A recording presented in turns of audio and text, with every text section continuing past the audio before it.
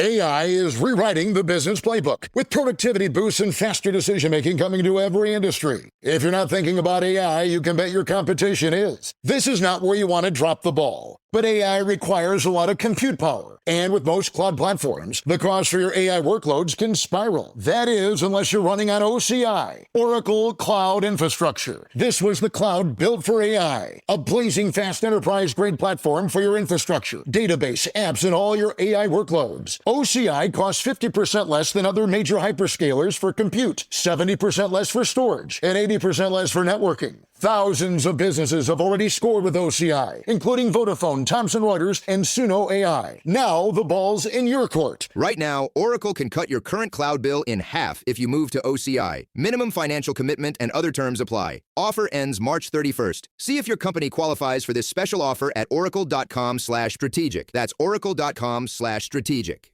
Looking to save even more money on your phone bill? How does free sound? Helium Mobile is offering the first free phone plan. That's right, free phone service. Seriously, no bill, no contract, just free. It's not just some limited time deal. You get nationwide 5G coverage with 3 gigabytes of data, 300 texts, and 100 minutes of calls. If you need more data, you can upgrade to their other plans. Plus, you're supporting a community-built network that's growing every day to keep you seamlessly connected wherever you go. When we first heard about Helium Mobile, we couldn't wait to share it with all our Frugal listeners who are looking to budget smarter when it comes to everyday necessities without sacrificing quality. So if you're in the market to cut that monthly phone bill, like really cut it, Helium Mobile is where it's at. Download the Helium Mobile app today and use the code FRUGAL to get your free plan today.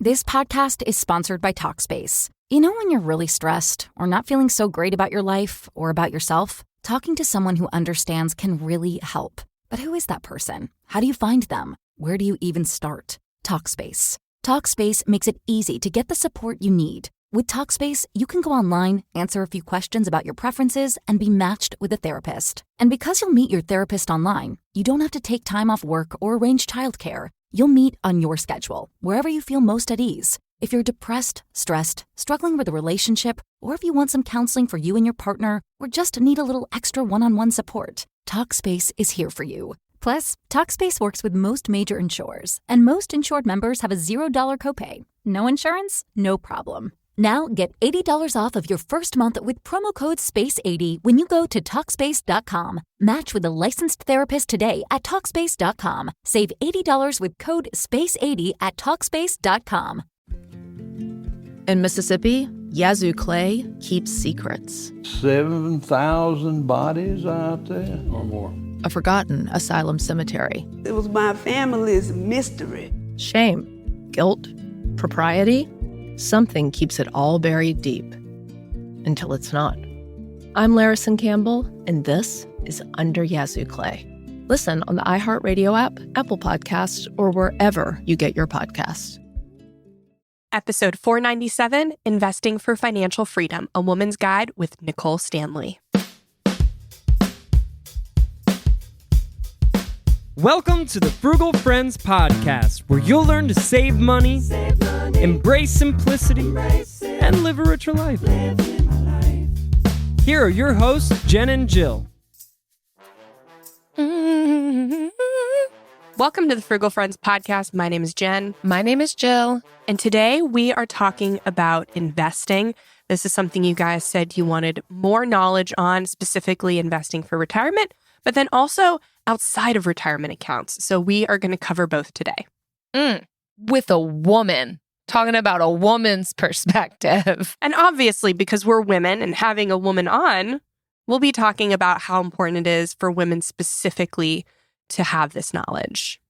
But first, this episode is brought to you by YouTube. Not specifically YouTube, not the company, please don't sue us, but our YouTube channel at Frugal Friends on YouTube. We just started a series called the Sunday Reset, where every Sunday we are releasing a video. Yes, you can see our faces, talking about a weekly money move that you can do to progress your finances every week. 6 different recipes that you can add to your meal plan that we have already done, and we can tell you what went right, what to change, how it went for us, and then answering a listener question, mostly about the things that you have episode topic ideas for that we can't make full episodes on. We still want to get to those. And so those are a lot of the listener questions we are answering on the Sunday Reset. So head to youtube.com/frugalfriends and subscribe. Don't miss one, because next month, we're also starting another series that's really exciting, and you are not going to want to miss out. No, you aren't. See you over on YouTube, but stay here too. Yeah. So today we are talking about investing, obviously, with Nicole Stanley. She is the owner and head money coach at Arise Financial Coaching, and she helps women figure out their family's net worth and improve their financial situation through investing. And we are excited to talk to her today. She's a kind soul, and I think you guys are really going to like her. Let's get into it. Nicole, welcome to Frugal Friends. We're so happy to have you here. I am so excited to be here. This is such an important conversation for us to be having, and we don't talk about it a ton on this podcast, which is also why we turn to experts to bring in just more perspective on this theme of investing, but specifically looking from the lens for women. I'm curious how you see investing strategies maybe be different for women. How much do we need to know to get it done right? What are your thoughts here? Yeah, so I really love how financial coaching can bring a different perspective to something that's long been almost accepted as like too complicated for women. So one of the cool things about being a financial coach instead of an advisor is you get to focus more on like the education of your clients and helping them understand why investing is important, how they can find more money to invest, and then ultimately how to understand like how fees work, et cetera. And that was something that when I started my investing journey, maybe about 7 years ago, wasn't something that was very popular. So when I started investing, my husband and I were making collectively $56,000 a year, and we had our first child. And I remember like going and interviewing all of these financial advisors and kind of having them like laugh at us because of the amount that we were starting with per month. And feeling like, is this even worth it to get started? Because between, we were doing a few $100s a month and we didn't have a ton of money in extra, assets that we were rolling over since we were so young. But I look back at that time and I'm so grateful that I decided, okay, we're just going to make this important, even if we feel kind of dumb doing this as like young kids in our early 20s, starting to invest. And so that's one of my main goals today when I'm teaching classes about investing for women is helping women understand that the concept that investing is too complicated for them to understand is a little bit of a marketing technique to just kind of offload it to someone else. Right. And so I think that it's never been easier to be a woman and to start investing. And that's why I probably never shut up about telling women, hey, if you think that this is too difficult for you, honestly, if you passed high school algebra, I think you can learn how to do this. It's such a shame that we feel like we need so much to begin investing, and we are told that. Like, it's so sad to me that you felt like laughed out of the office. Well, they literally laughed. Yeah. Yeah. Yeah. I did just feel that way. It's what happened. Yeah. That's insane. I'm glad you brought up the marketing piece because, like financial advisors market their services. They want you to think investing is too complicated, but also like marketing for women in personal finance is so different. Like so much of investing marketing is made with men in mind. When we reach out to investing companies, robo-advisors, brokerages, they don't want to work with us because our audience, especially fintech apps, they don't want to work with us because our audience is 85 to 95% female. And all of their marketing is directed at men. I know, because I know you can go into the back end of Facebook ads and see all the Facebook ads that any company is running, right? And they're all directed towards men. Meanwhile, for women, anything finance related has to do with saving money. Like correct. Coupons, deals, rebates. Those companies would love to work with us. but we don't want to like push as much stuff. We're trying to go away from that. But so yeah, it's just like there's so much marketing saturated in the idea of investing.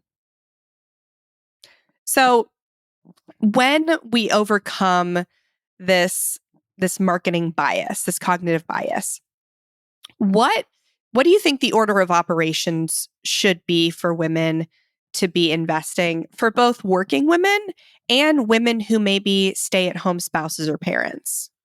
That's a good question, because I think that, yes, there is a marketing bias, but I also think that it's important to note that many women feel like investing is too complicated for them to understand. They also feel that investing is something that's for people who are already rich. And so if they are not wealthy, if they don't have kind of those people around them, it can be very difficult to kind of for them to self-invite themselves to start to say, well, maybe I can figure this out, right?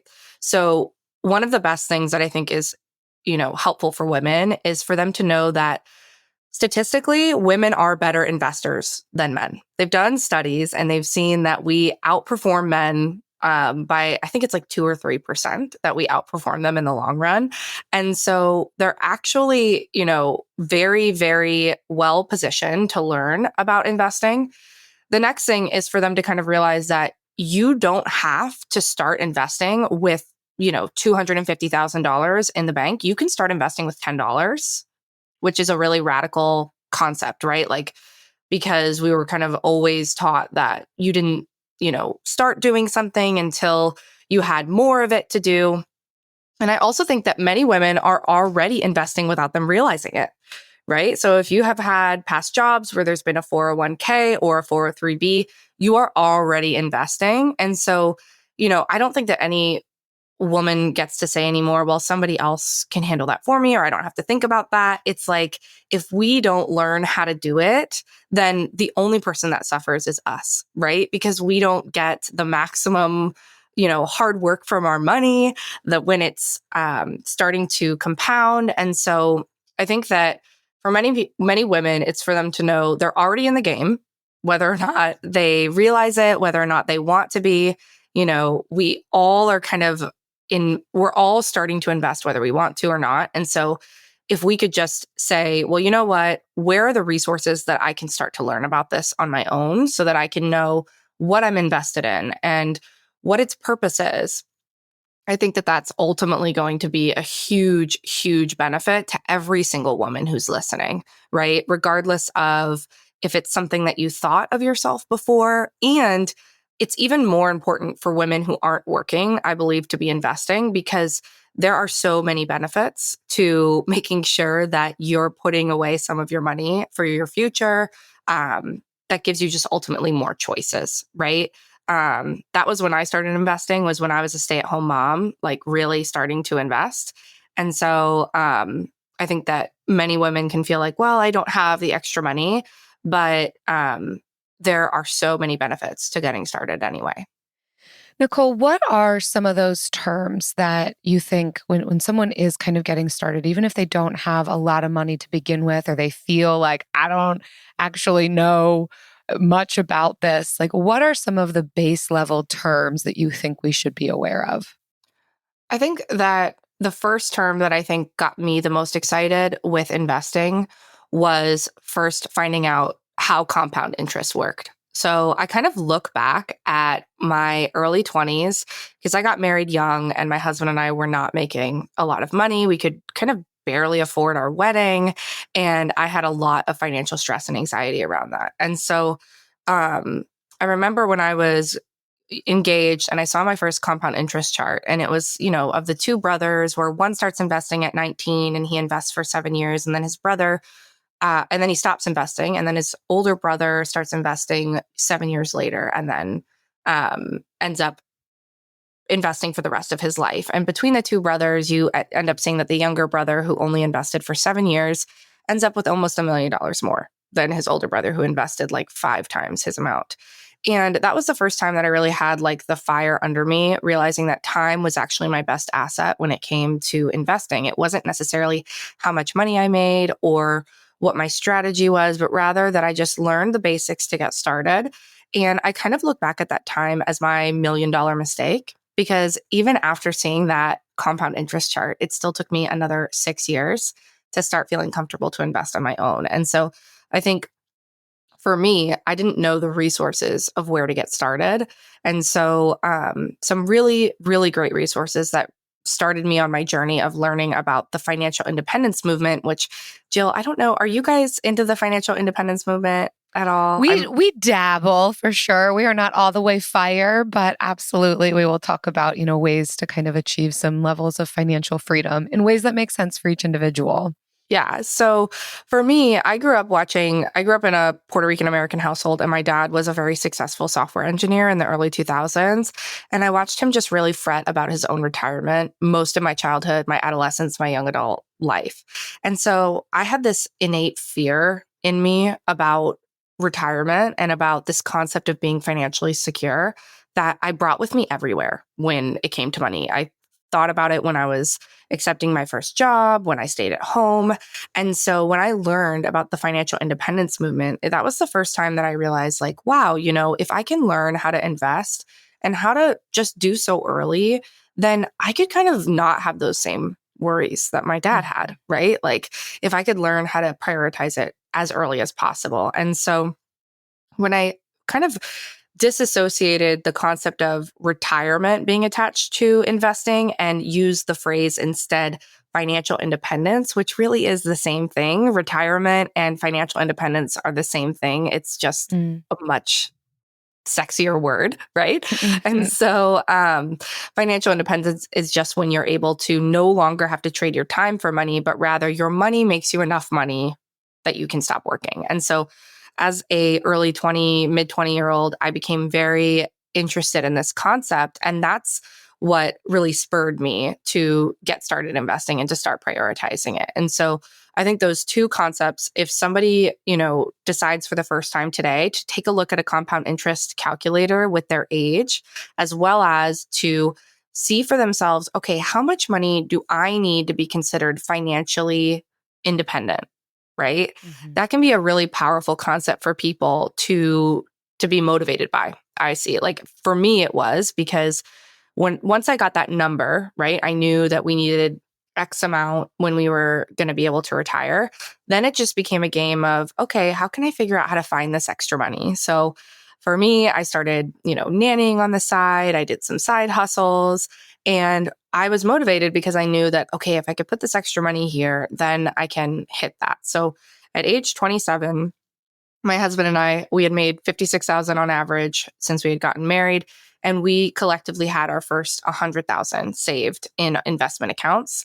And that was what we hit when we hit coast fire, which is basically a term for those of you listening who might not have heard that before. It's when you've saved enough money in your investment accounts and invested it that even if you never invest another dollar, you can know that you're going to retire, right? And you're going to be able to retire safely. And as a kid who watched my parents fret so much about their retirement, that hitting that achievement was, I didn't realize like the stress I was carrying around in my life, just not knowing if I was going to end up in that same place, wondering, am I going to work till the day I die? Yeah, it's so powerful to recognize that we can learn this skill, that there are resources available for us to understand, even if we feel completely like inadequate, inept at this topic. And like you're saying, just the power of compound interest, that we can utilize that to our advantage, even if we're only bringing home, $60,000 a year, that it still is possible if we start, even if we start small, if we start early.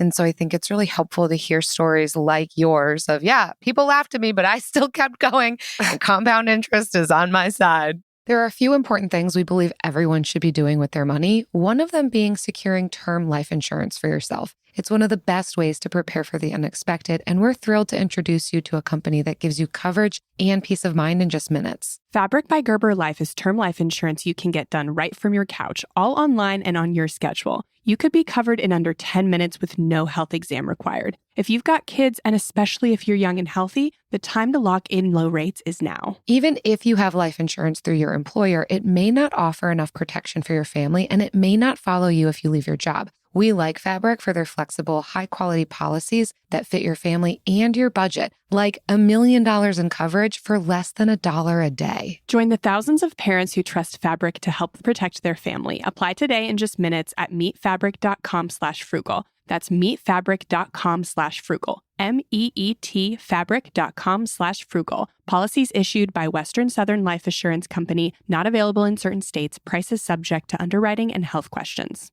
Looking to save even more money on your phone bill? How does free sound? Helium Mobile is offering the first free phone plan. That's right, free phone service. Seriously, no bill, no contract, just free. It's not just some limited time deal. You get nationwide 5G coverage with 3 gigabytes of data, 300 texts, and 100 minutes of calls. If you need more data, you can upgrade to their other plans. Plus, you're supporting a community-built network that's growing every day to keep you seamlessly connected wherever you go. When we first heard about Helium Mobile, we couldn't wait to share it with all our Frugal listeners who are looking to budget smarter when it comes to everyday necessities without sacrificing quality. So if you're in the market to cut that monthly phone bill, like really cut it, Helium Mobile is where it's at. Download the Helium Mobile app today and use the code FRUGAL to get your free plan today. Hey there. Ritual here to give a big shout out to you for making it through the hectic holiday season. The magic of those family moments, that was you. And now there's new milestones to prep for in 2025. This new year, check clean, quality pregnancy nutrient support off your to-do list with Ritual. We've done the research to create science-backed pregnancy support like our prenatal multivitamin, natal choline, and fertility support, all designed to be taken alongside each other. But don't just take our word for it. They're also third-party tested for microbes and heavy metals and Clean Label Project certified. So whether you're trying, thinking about trying, or already there, we don't have to tell you that prioritizing yourself can be the hardest part. That's why we're helping you get started today with 30% off a 3-month supply for a limited time at ritual.com/podcast. These statements have not been evaluated by the Food and Drug Administration. This product is not intended to diagnose, treat, cure, or prevent any disease. There's a type of soil in Mississippi called Yazoo clay. It's thick, burnt orange, and it's got a reputation. It's terrible, terrible dirt. Yazoo clay eats everything, so things that get buried there tend to stay buried. Until they're not. In 2012, construction crews at Mississippi's biggest hospital made a shocking discovery. 7,000 bodies out there or more. All former patients of the old state asylum, and nobody knew they were there. It was my family's mystery. But in this corner of the South, it's not just the soil that keeps secrets. Nobody talks about it. Nobody has any information. When you peel back the layers of Mississippi's Yazoo clay, nothing's ever as simple as you think. The story is much more complicated and nuanced than that. I'm Larison Campbell. Listen to Under Yazoo Clay on the iHeartRadio app, Apple Podcast, or wherever you get your podcast. Okay, so we're listening to this and we're hearing, I want to start. I want to do something, or I want to keep going. How do you recommend women choose which accounts are best, especially for those who might be self-employed or maybe stay at home? How do we go about choosing what's going to be right for us when it comes to investing? Well, I think the first place to start is with a good education. So some of my favorite books are I Will Teach You to Be Rich by Ramit Sethi. Another really great book is The Simple Path to Wealth by J.L. Collins. And then if you are somebody who's a total numbers nerd, which I kind of am, and so another great book is called The Little Common Sense Book of Investing by John C. Bogle, who was the creator of Vanguard. And so he writes a really great statistics book, essentially. Like it's just the whole book is a math problem.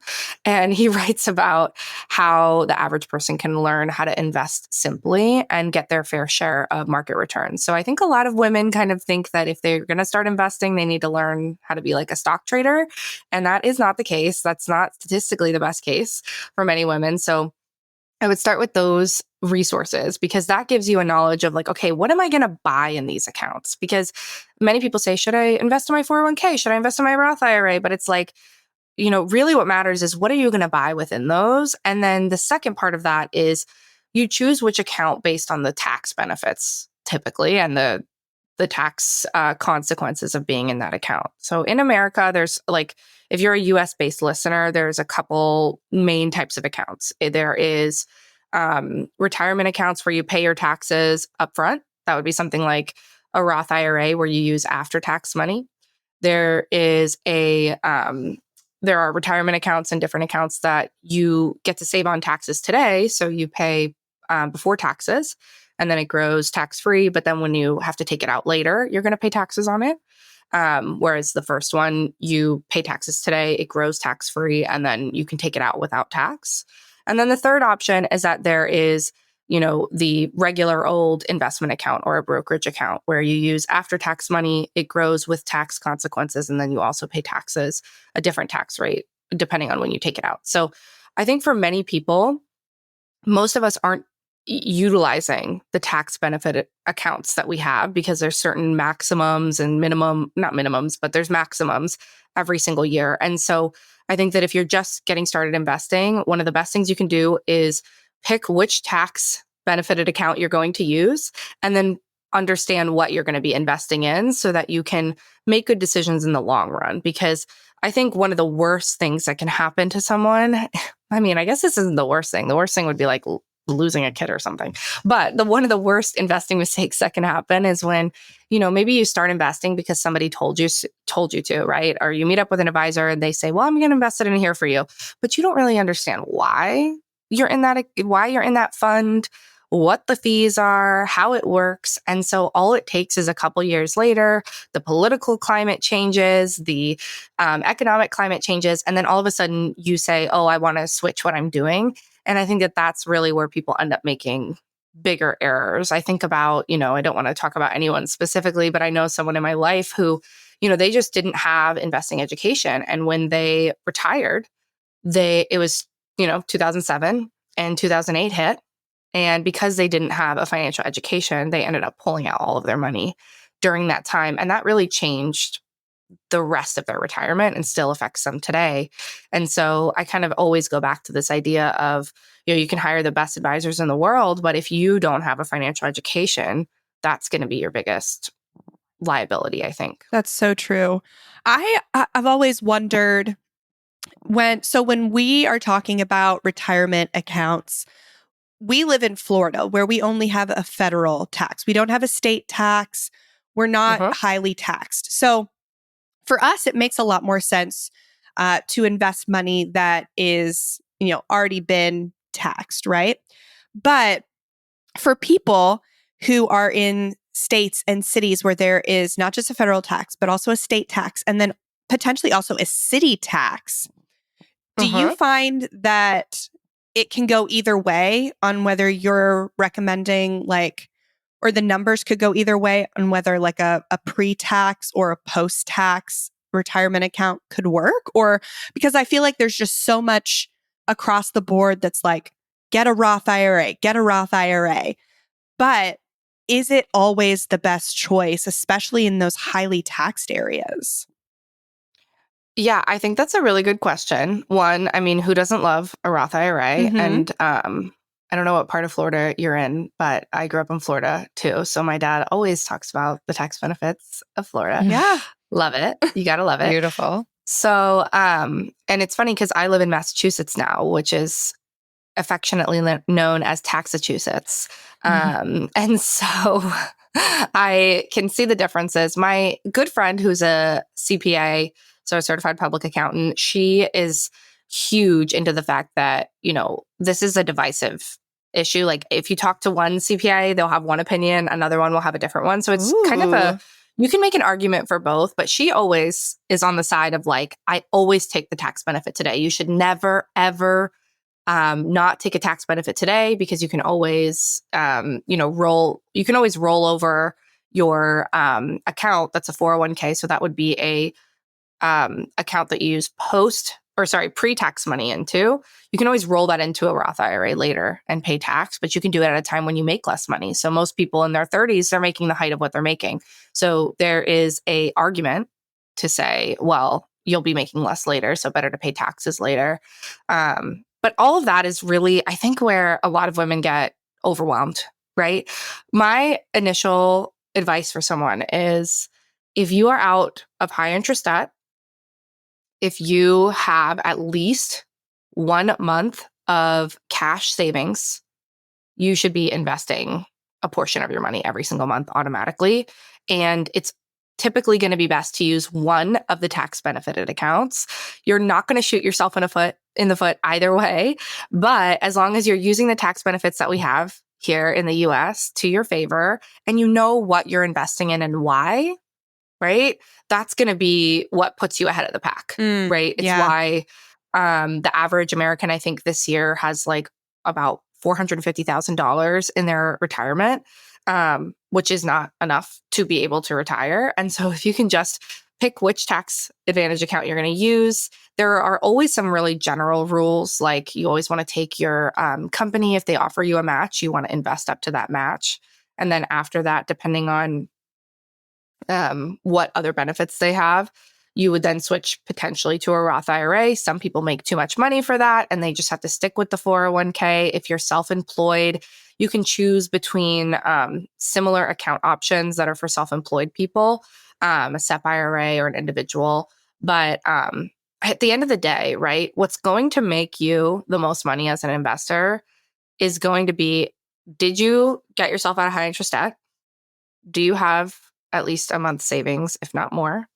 And then the last part is, how much money are you going to put in every single month? Like, that's a budgeting thing. And that's something I feel for many women, we're like, well, we know how to do it, right? If we want to find $300 to $500 to do something we want, we can find it. And so if you're able to find out how to do that with investing, you're going to be in such a better place.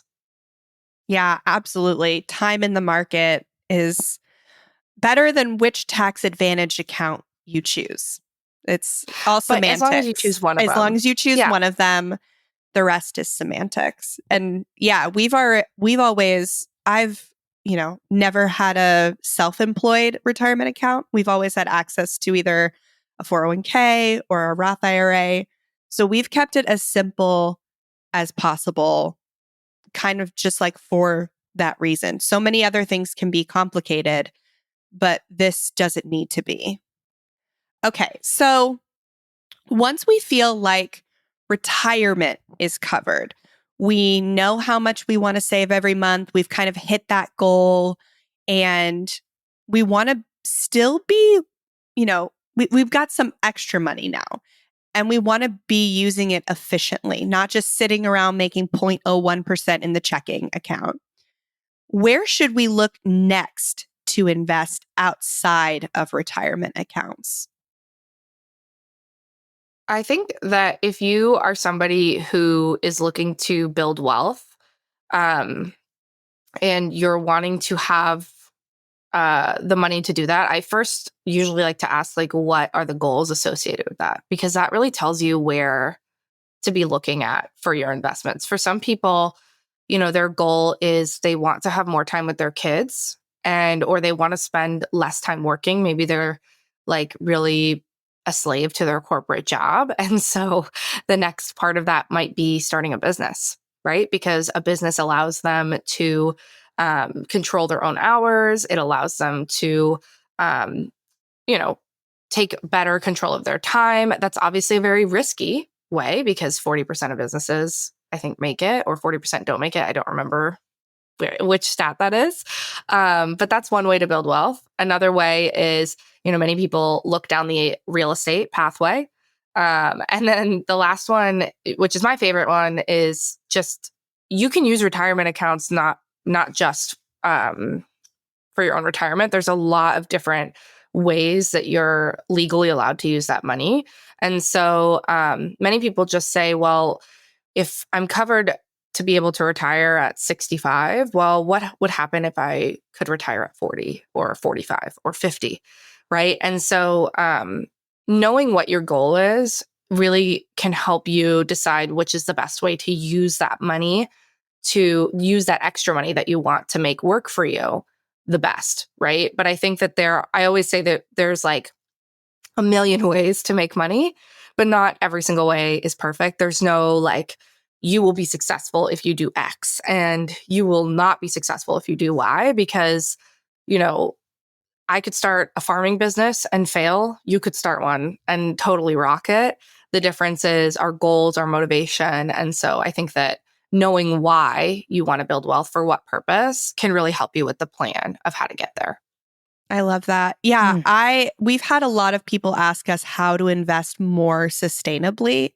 And like the first thing I come to is like, well, if the next like stage most people say after the stock market is real estate. And I feel like it's not for everyone. And I'm finding it's not for me. But I'm definitely glad we tried it and still like recommend it with that caveat.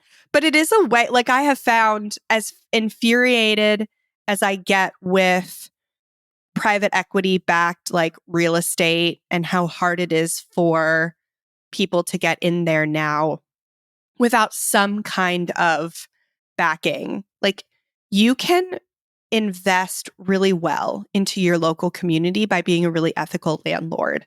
And it's a really good way to build wealth and be kind to people. So yeah, I'm loving that aspect of it. That's like really the only aspect that keeps me going in it, I think.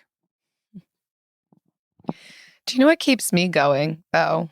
And it's got a lot of aspects to it. And is super ethical and sustainable and kind, not backed by private equity. The Bill of the Week!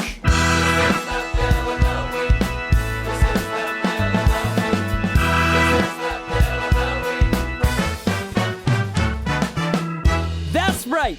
It's time for the best minute of your entire week. Maybe a baby was born and his name is William. Maybe you paid off your mortgage. Maybe your car died and you're happy to not have to pay that bill anymore. Duck bills, Buffalo Bills, Bill Clinton. This is the Bill of the Week. Nicole, every week we ask our listeners or our guests to share with us their favorite bill for the week. And we would love to hear yours. So I actually took this as your least favorite bill of the week. That's how I had prepared for this. So I mentioned at the beginning of this that we moved from Denver we moved to Massachusetts. So we live in Massachusetts now, which is a very high cost of living area. And we have just gotten through our first winter. Well, we're not through it. We're kind of in the midst of it because it's March.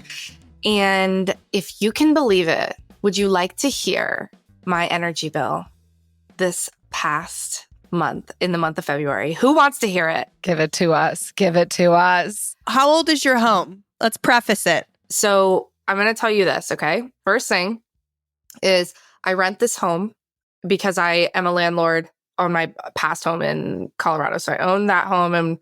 And then we decided to move kind of quickly because of some health stuff in my family. And we rented this house that, is a bit older. It's from the 70s, right? Yeah, 70s. And there's a very cold area in the house. It's not insulated very well. But I mean, I lived in Arizona, so I know high electric costs, or so I thought. So your heat is primarily electric? Well, this is the thing. Our heat is oil, okay? So I'm about to give you our electric bill. Electric bill in the month of February. Just pull up those pants. This is horrible. Our electric bill was $600. Oof. Plus we're paying home oil heating, okay? Which comes out between $200 and $300 a month. That is the bill that I hate this week. I had budget. I'm like, at the worst case, right? We're paying $200-$300 a month. for this home oil, right? But we have this tiny part of our house where we've been running space heaters because it's so cold.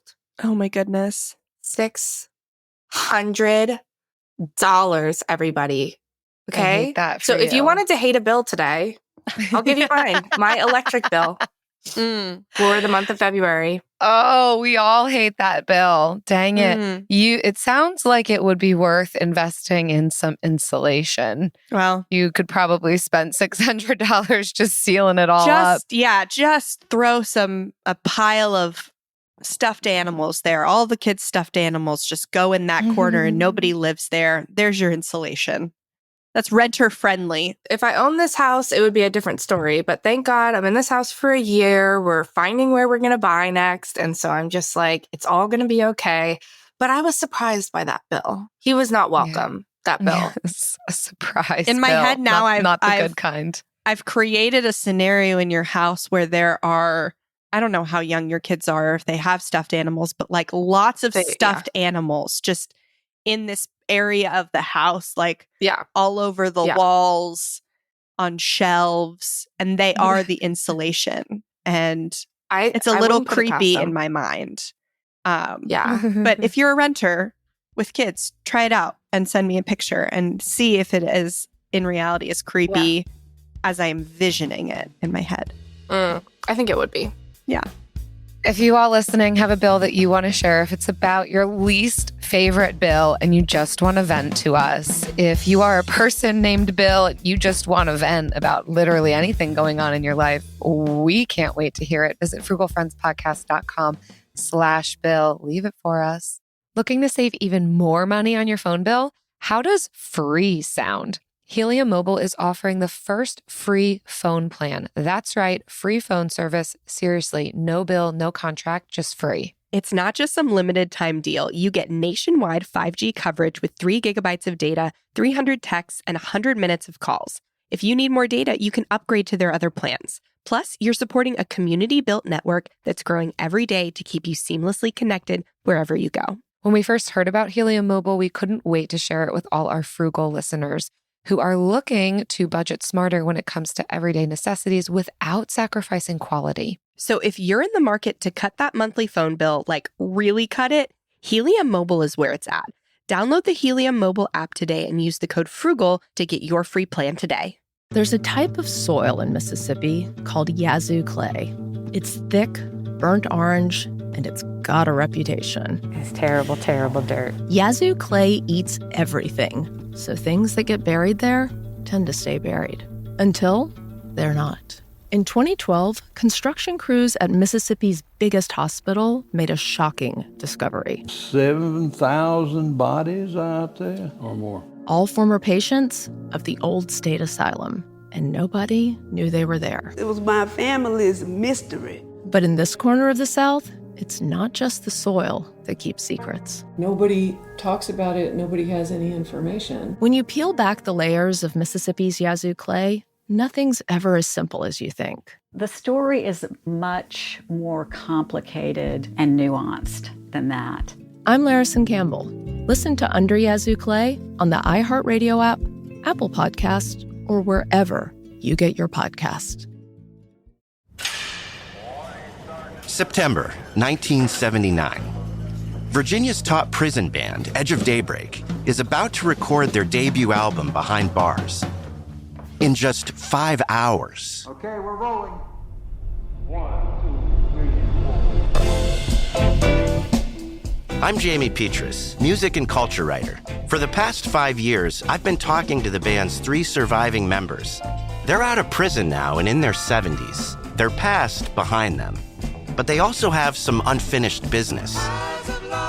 The Edge of Daybreak, Eyes of Love, was supposed to have been followed up by another album. It's a story about the liberating power of music, the American justice system, and ultimately, second chances. Listen to Soul Incarcerated on the iHeartRadio app, Apple Podcasts, or wherever you get your podcasts.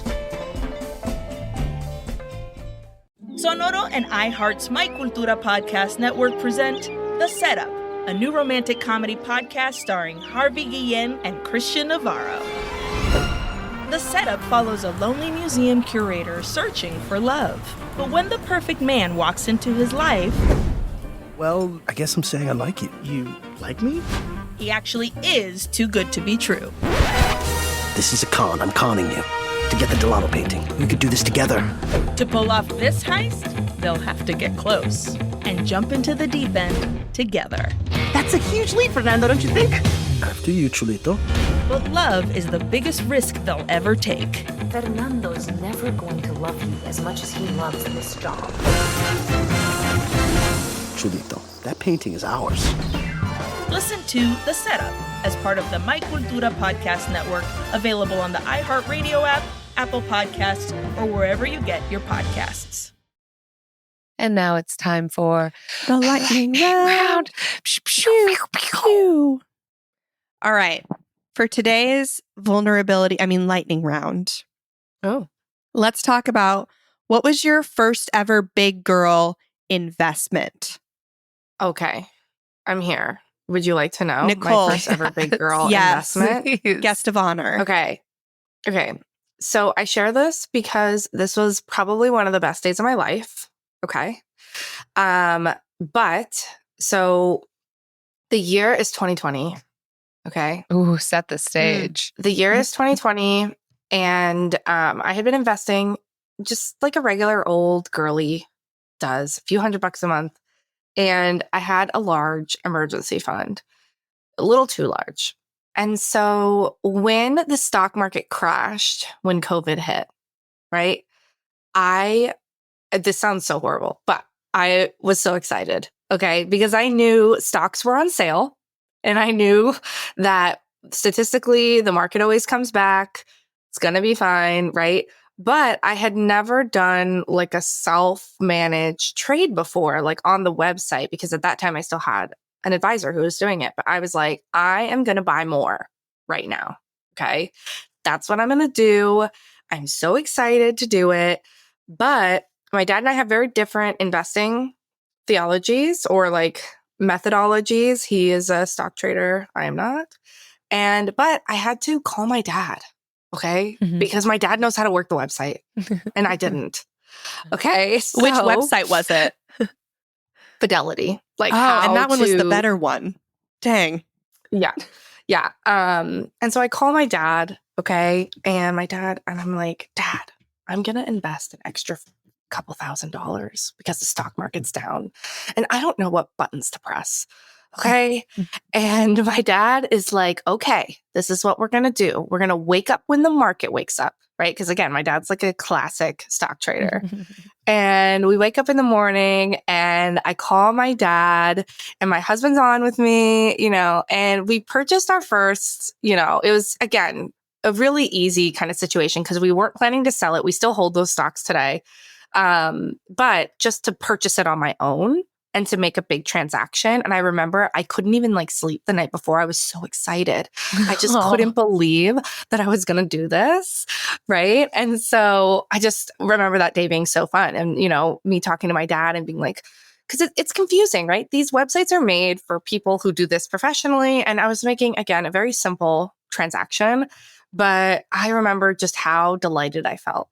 Like I felt so powerful. And that was really what pushed me down the path of saying, let me see how I can do this a little more, right? Let me see how I can figure out how to invest in diversified, low cost market funds, and do it on my own to save. And that was really the beginning of it. And so the market went down. I invested more money. So I didn't stop investing. I was not trying to time the market. I just knew it was an opportunity and I decided to put more money in, and the market recovered maybe a week later. And I remember just being like, that was fun. That was so fun. It was like a little drug, which makes me sound like it makes me sound like a crazy person. Okay. But I just remember, it's like, it made me feel like Warren Buffett. I mean, granted, I wasn't investing that much money, but I felt like Warren Buffett. Okay. Yes. I felt like him.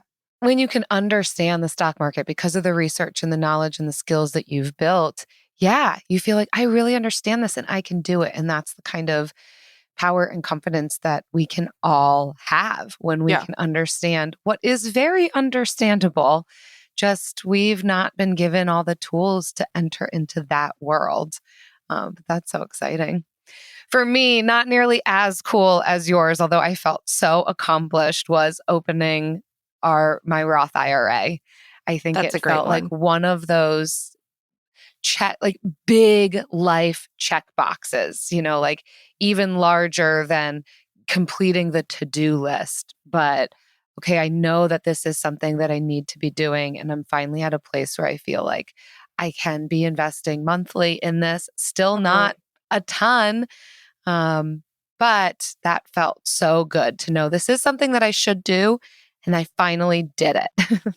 What about you, Jen? So my fun investing story, I think, would be I got to invest in an IPO, which is an initial public offering. And they're very rare that regular people get to get in on IPOs. But essentially, the IPO is theoretically the lowest value that a stock will have. So you can get in and make a good gain. You got to hold it for so long. Yep. But we have been Airbnb hosts since 2017. So when Airbnb went public, they gave the opportunity for their hosts to invest in their IPO. And it is still to this day the only single stock that I own. And it was just a couple $1,000s, and it has more than doubled. So yeah, but I was like, I feel very cool, like investing in an IPO. That is very cool. Yeah. That's super cool. Mm-hmm. Wow. I remember seeing, I think the CEO of Bumble, when her company went public and it went on the market, she rang the bell, I think, of the NASDAQ with her toddler on her hip. And I was like, that's it. That is it. Just being able to do something cool and historic like that. Mm-hmm. Yeah. That's cool. We can do it. Thank you so much, Nicole, for this really helpful and just strengthening message and encouragement to just keep digging in, start investing now. If people want more from you, where can they find that? Yeah, if you are listening to this and you say to yourself, I would love to learn more from a coach, learn more resources, you can follow us on Instagram. Our handle is arise.financial.coaching. We put on free investing classes just for women all the time because our goal is to demystify investing for women. And if you want more individual help, like let's say you've been budgeting, you've been doing it, and you feel like you can't find the extra money to get out of debt, to finally start saving, and you say, maybe it's time for me to hire a financial coach, consider us. You can always apply to work with us. We offer a free consult, and we can talk about if we're a good fit to help you reach your financial goals. Cool. Thanks so much, Nicole. Thank you so much for coming on the show, Nicole. Thank you for having me. Longtime dream. Mm-hmm. All right. That was fun. I think it's really helpful to hear just more and more perspectives and voices about investing that can help to lower the barrier of entry, push away some of the stigma around it. I mean, I know for me, I still feel inept in this category. And I gotta wonder how much of that has to do with being socialized as a female and just kind of in general not totally entrusted or welcomed into this space or believed that this is information that I should hold rather than maybe, the men holding this information. And so I think anytime we can talk with somebody who can break it down in an understandable way, in an approachable way, and an encouraging way to know we can do this regardless of what income level we may find ourselves at, that it's never too late or too early to begin. Mm-hmm. And we can really see a big difference in our financial landscape as a result. Yeah, I hope this episode maybe sparked some questions, some more specific questions that we can get into. So if so, definitely head to our YouTube channel and click on one of the Sunday resets. There's going to be a link to leave a listener question, and leave your question there if you have a more specific question that we didn't answer in this episode, because we would love to get into more investing topics and answer really specific questions to give you some strategies. Obviously, we can't answer like personal, like we need to actually know you and your situation things, but we will try to get as specific as we can, speaking to a national and international audience. Well, thanks so much, everyone, for listening, for being here. We hope it was helpful for you. We also are so appreciative of the kind reviews that you're leaving for us on our book, Buy What You Love Without Going Broke. Like this one from Tuhana says, can't get enough, 5 stars. I can't get enough of this book. I have the audiobook and listened in the car every chance I got. Now I want to take notes, so I bought the Kindle to start my new journey again. I wish they would make this a college senior year must read. Love that. I want to start a book / podcast club in my area, but I have not heard back from anyone in the community on Facebook. I am open to it. You both have inspired me in so many ways. I have always been a couponer, but lost some of my hope and strength because of the medical issues and frustration. Wow. I'm so glad that this has been a bright spot in your journey. Thank you so much for reading the book. If you haven't gotten the book, buywhatyoulovebook.com. There's also instructions on that page if you want to request it, or how to request it at your library if your library doesn't have it. And thank you for listening. If you've read the book, we would love for you to leave a review on Amazon or Goodreads. And if you have, then we would love for you to review the podcast on Spotify or Apple. It helps people know what they're getting into, what we're going to help them with, and what we are not going to help them with. See you next time. Frugal Friends is produced by Eric Sirianni.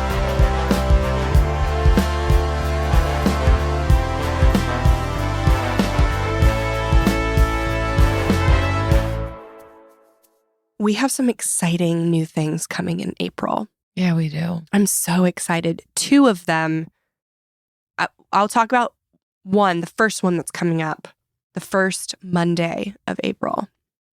It's called the Weekly Money Move. Ooh! So it is a new thing that we are starting. You should go follow it, Weekly Money Move on Instagram. We're going to be sending it out in the Friendletter on Mondays and on that Instagram page on Mondays. Something you can do every single week to either stay on top of or organize your finances. So if you've been in this game for a while, you still need to be doing annual checks on a lot of things. And it can sometimes get overwhelming. Like there's so many things you need to keep track of that you can just ignore them because you're like, I'm already in this. I'm fine. No, but we're going to organize you for you and tell you what to check every week. And if you're feeling overwhelmed because you are not organized and you don't have anything, here we are with the step-by-step every week, one thing to do. Mm-hmm. And I'm very excited to get started on Monday. You know what I realize I need? It sounds like I'm queuing up the bill of the week. I'm not. Bite-size things. Just bite-size. Give it to me, bite-size. Make it manageable. Cut it up for me before you hand it to me is the thing. Don't chew it up. I'm not a bird. Cut it up. But just these, okay, if I can do this 5-minute thing, this 10-minute thing, I'm on track. And you're going to keep serving me those bite-sized pieces. It's what I want. It's what I want in learning about like proper nutrition or exercise or like sometimes these bigger topics feel so overwhelming. It's just like, yeah, but like, what do I do real time? What is a tangible thing? So we don't have it covered for you on like all the other parts, but we're going to do the financial part. Yeah. We're not giving you something new every day. We're not going to overwhelm you with a deluge, but no one wants a deluge. We want bite size things. Right. You know what else is bite size? Again, not the bill of the week. I'm taking my own self out like I'm queuing it up. Wow. Sushi is bite size. Yeah. And we will be having our annual planning meeting with sushi today. Mm-hmm. That's exciting. That's coming up. That is exciting. Yeah. Woo! Okay. Well, get the Friendletter. Follow us on Instagram. Bye. See ya.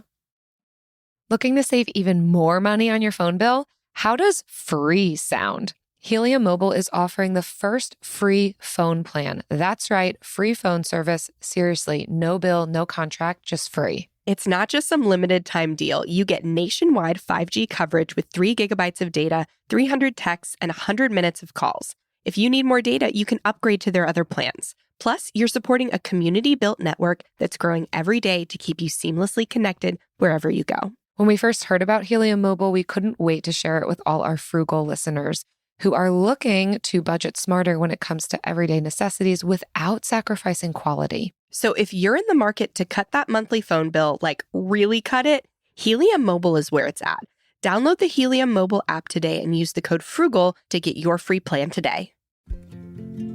In Mississippi, Yazoo Clay keeps secrets. 7,000 bodies out there or more. A forgotten asylum cemetery. It was my family's mystery. Shame, guilt, propriety.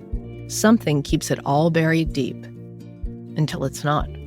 I'm Larison Campbell, and this is Under Yazoo Clay. Listen on the iHeartRadio app, Apple Podcasts, or wherever you get your podcasts. In a world of economic uncertainty and workplace transformation, learn to lead by example from visionary C-suite executives like Shannon Schuyler of PwC and Will Pearson of iHeartMedia. The good teacher explains, the great teacher inspires.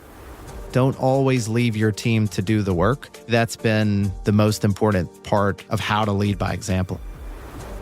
Listen to Leading by Example, Executives Making an Impact on the iHeartRadio app, Apple Podcasts, or wherever you get your podcasts.